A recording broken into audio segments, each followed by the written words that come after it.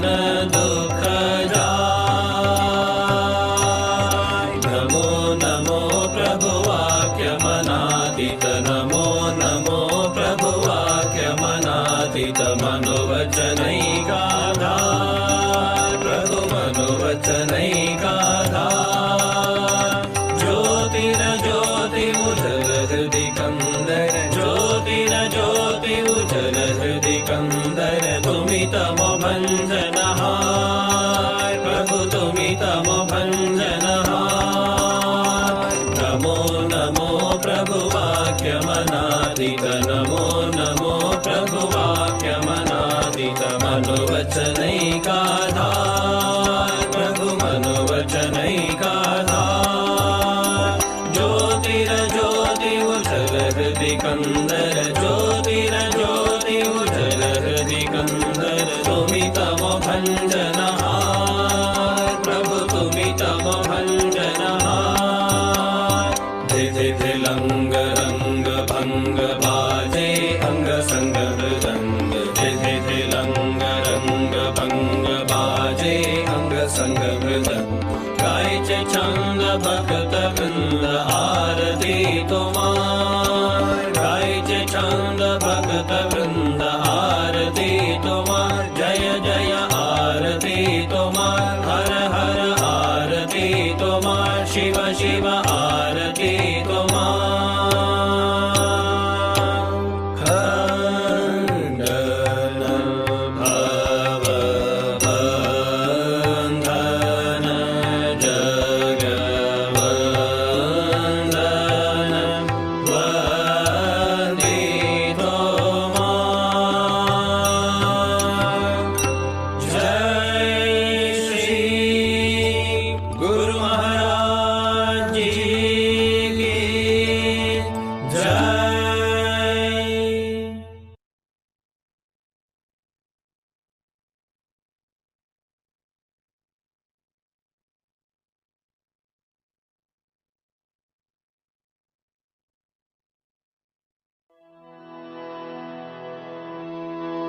राम कृष्ण तपो सूर्य किरण बिंब चंद्रिके, ओ ताई अंबिके। राम कृष्ण तपो सूर्य किरण बिंब चंद्रिके, ओ ताई अंबिके। गिरिय दरिय नेलव जलव तಬ್ಬಿ ನಿಂತ ಕರುಣೆ, ಗಿರಿಯ ದರಿಯ ನೆಲವ ಜಲವ ತಬ್ಬಿ ನಿಂತ ಕರುಣೆ, ವಾತ್ಸಲ್ಯವರಣೆ। ರಾಮ ಕೃಷ್ಣ ತಪೋ ಸೂರ್ಯ ಕಿರಣ ಬಿಂಬ ಚಂದ್ರಿಕೆ, ಓ ತಾಯಿ ಅಂಬಿಕೆ।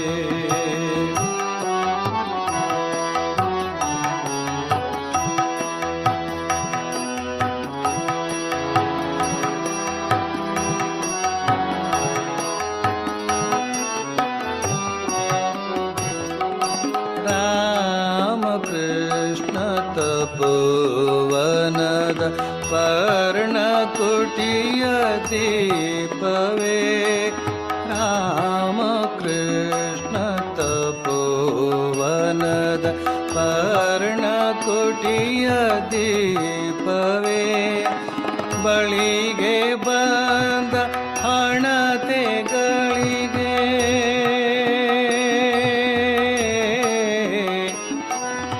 ಬಳಿಗೆ ಬಂದ ಹಣತೆಗಳಿಗೆ, ಬಳಿಗೆ ಬಂದ ಹಣತೆಗಳಿಗೆ ಬೆಳಕ ನಿತ್ತ ಕಿರಣವೇ, ಮೌನ ಪ್ರಭಾವಲಯವೇ। ರಾಮ ಕೃಷ್ಣ ತಪೋ ಸೂರ್ಯ ಕಿರಣ ಬಿಂಬ ಚಂದ್ರಿಕೆ ಓ ತಾಯಿ ಅಂಬಿಕೆ.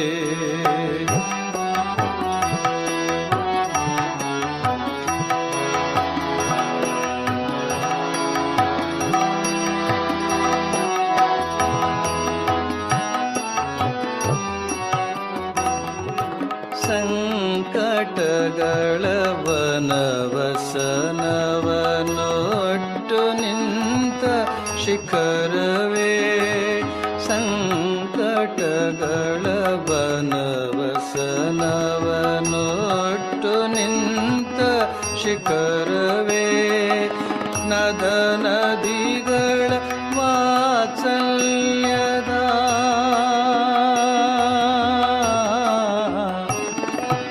ನದ ನದಿಗಳ ವಾತ್ಸಲ್ಯದ ನದ ನದಿಗಳ ವಾತ್ಸಲ್ಯದ ಹಾಲೋಡಿದ ತೀರ್ಥವೇ, ದಿವ್ಯ ಕೃಪಾರೂಪವೇ, ರಾಮಕೃಷ್ಣ ತಪೋ ಸೂರ್ಯ ಕಿರಣ ಬಿಂಬ ಚಂದ್ರಿಕೆ ಓ ತಾಯಿ ಅಂಬಿಕೆ. ರಾಮಕೃಷ್ಣ ತಪೋ ಸೂರ್ಯ ಕಿರಣ ಬಿಂಬ ಚಂದ್ರಿಕೆ ಓ ತಾಯಿ ಅಂಬಿಕೆ.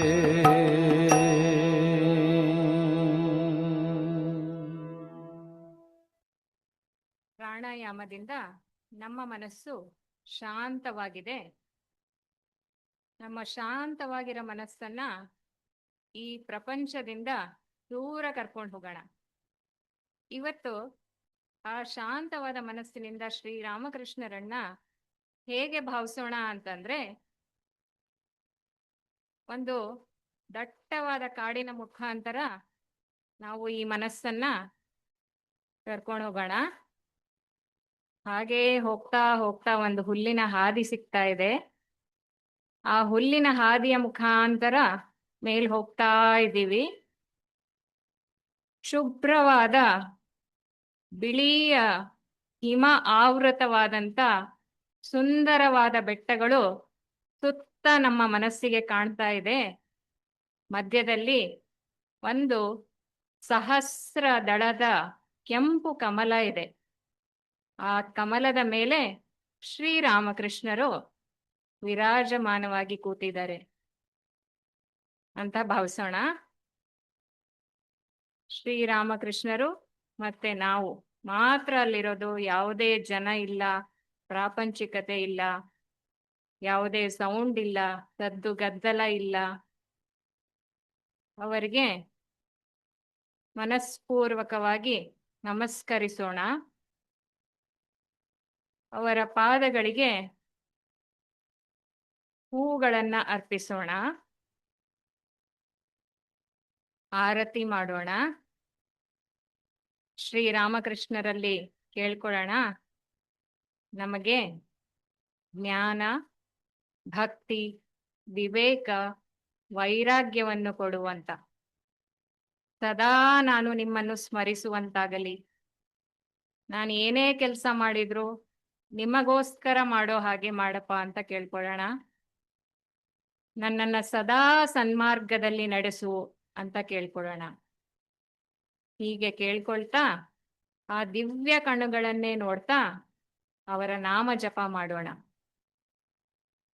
ಓಂ ನಮೋ ಭಗವತೆ ರಾಮಕೃಷ್ಣಾಯ. ಓಂ ನಮೋ ಭಗವತೆ ರಾಮಕೃಷ್ಣಾಯ. ಓಂ ನಮೋ ಭಗವತೆ ರಾಮಕೃಷ್ಣಾಯ. ಓಂ ನಮೋ ಭಗವತೆ ರಾಮಕೃಷ್ಣಾಯ. ಓಂ ನಮೋ ಭಗವತೆ ರಾಮಕೃಷ್ಣಾಯ. ಓಂ ನಮೋ ಭಗವತೆ ರಾಮಕೃಷ್ಣಾಯ. ಓಂ ನಮೋ ಭಗವತೆ ರಾಮಕೃಷ್ಣಾಯ. ಓಂ ನಮೋ ಭಗವತೆ ರಾಮಕೃಷ್ಣಾಯ. ಓಂ ನಮೋ ಭಗವತೆ ರಾಮಕೃಷ್ಣಾಯ.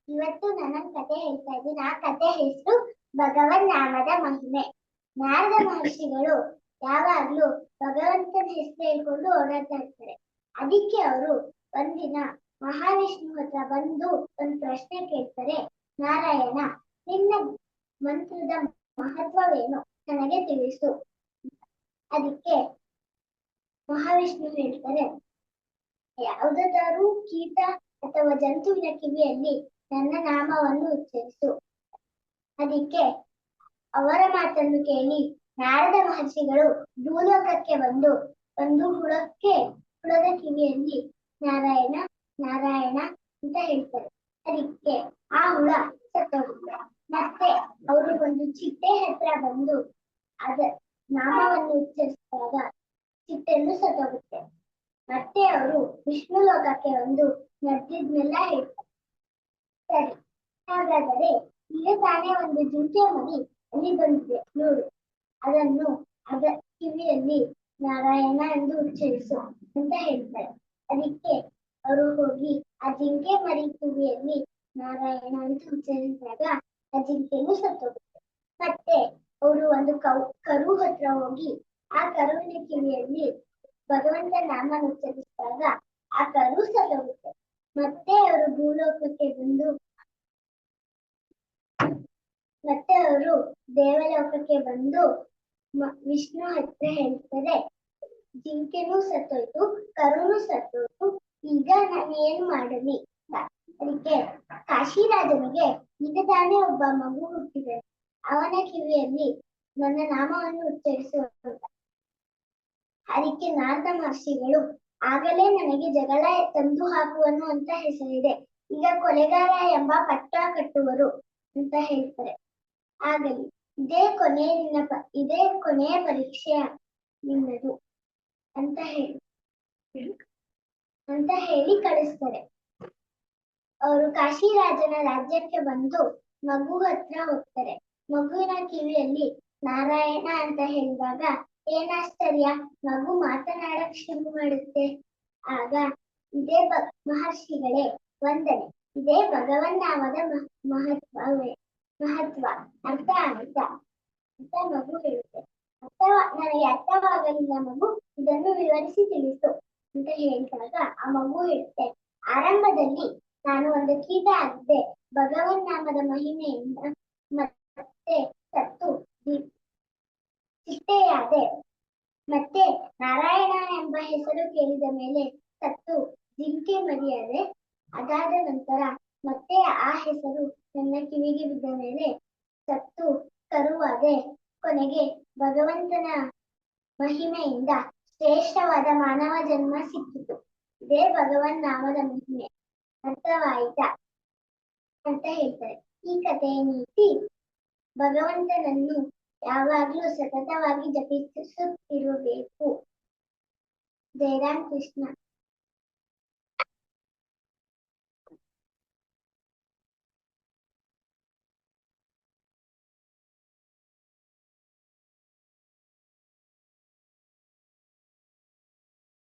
ಜಯರಾಮ್ ಕೃಷ್ಣ ಆದ್ಯ, ತುಂಬಾ ಅದ್ಭುತವಾದಂತ ಒಂದು ಪುರಾಣದ ಒಂದು ಕಥೆನ ನೀನ್ ಹೇಳಿದ್ಯಾ.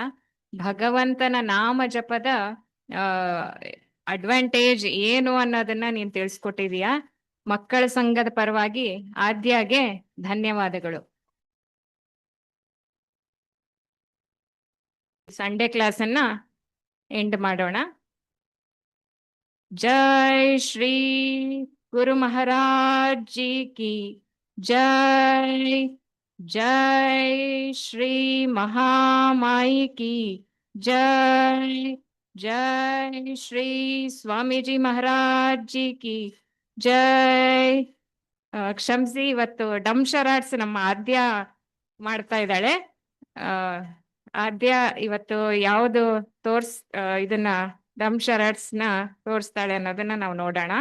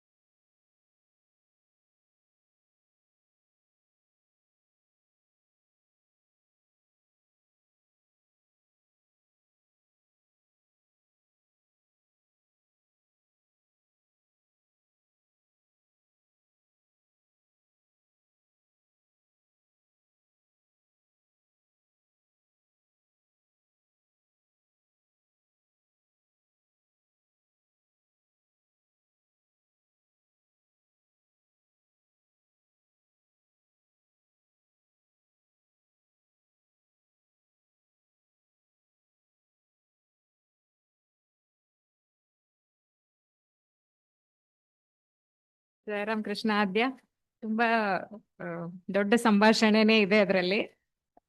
ಐ ಥಿಂಕ್ ಮಕ್ಳಿಗೆಲ್ಲ ಗೊತ್ತಾಗಿದೆ ಅಂತ ಅನ್ಸುತ್ತೆ. ಇನ್ನೊಂದ್ಸರಿ ಯೂಟ್ಯೂಬ್ ಅಲ್ಲಿನೂ ಆಮೇಲೆ ಹಾಕಿರ್ತೀವಿ, ಗ್ರೂಪ್ ಅಲ್ಲಿ ಕಳ್ಸಿರ್ತೀವಿ. ಎಲ್ರೂನು ಆನ್ಸರ್ ಮಾಡಿ ನನ್ನ ನಂಬರ್ಗೆನೆ ನೀವು ವಾಯ್ಸ್ ಮೆಸೇಜ್ ಅಲ್ಲಿ ಕಳಿಸ್ಬೋದು ಆನ್ಸರ್ನ. ಈ ಸಂಡೇ ಕ್ಲಾಸ್ನ ಎಂಡ್ ಮಾಡೋಣ.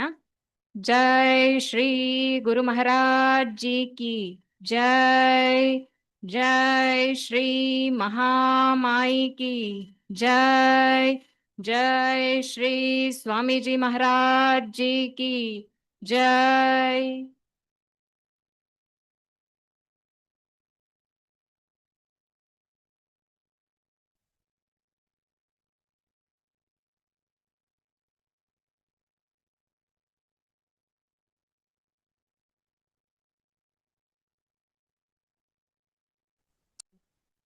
जयराम कृष्णा जयराम कृष्ण सर.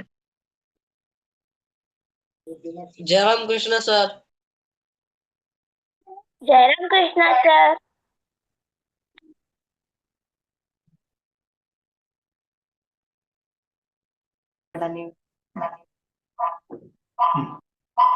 ಜಯರಾಮ್ ಕೃಷ್ಣ ಸರ್. ಜಯರಾಮ್ ಕೃಷ್ಣ ಮಕ್ಕಳೇ.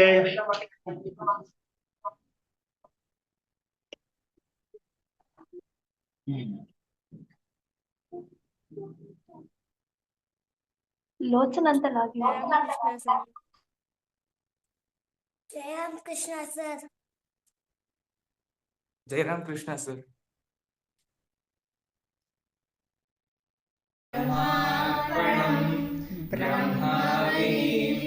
ब्रह्माग्नौ ब्रह्मणाहुतं ब्रह्मैव तेन गन्तव्यं ब्रह्मकर्मसमाधिना. हरिः ओम्.